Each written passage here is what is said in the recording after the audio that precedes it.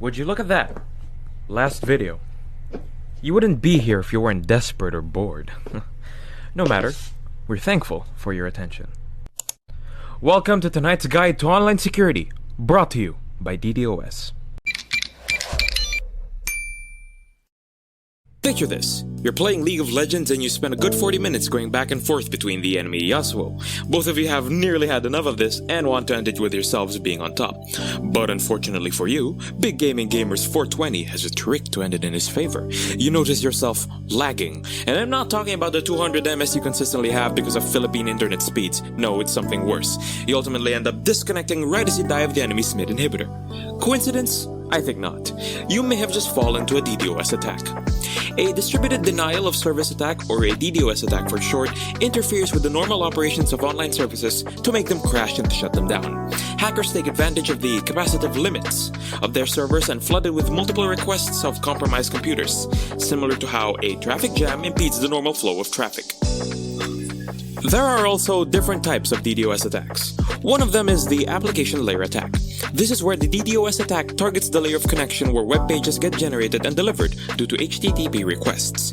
This is the layer where users could interact with the website or application to send such requests.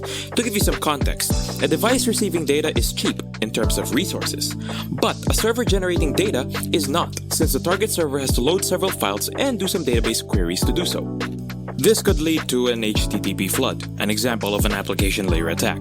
In simple terms, this is basically spamming the refresh button on a certain website using many devices to make it lag or even crash. The next type of DDoS attack is the protocol attack. This type of DDoS attack takes advantage of the weaknesses of the transport layer and network layer of the network connection. By doing so, the attackers could consume too much of the server resources of network equipment like firewalls and load balancers, making the target inaccessible. An example of a protocol attack is the Syn Flood. This basically floods the target with connection requests. The number of connection requests is too big for the target's resources to keep up with, leaving these requests unanswered. Another type of DDoS attack is the volumetric attack. This type of DDoS attack aims to consume all the available bandwidth between the target and the internet. This could be done by sending large amounts of data to that target. So, how can you protect yourself from these DDoS attacks? Well, for starters, you should start monitoring your systems for strange activities, like abnormal traffic spikes and visits from suspicious IP addresses and geolocations. Both of these are signs that an attacker is performing dry runs to test and prepare for an all-out attack on your system.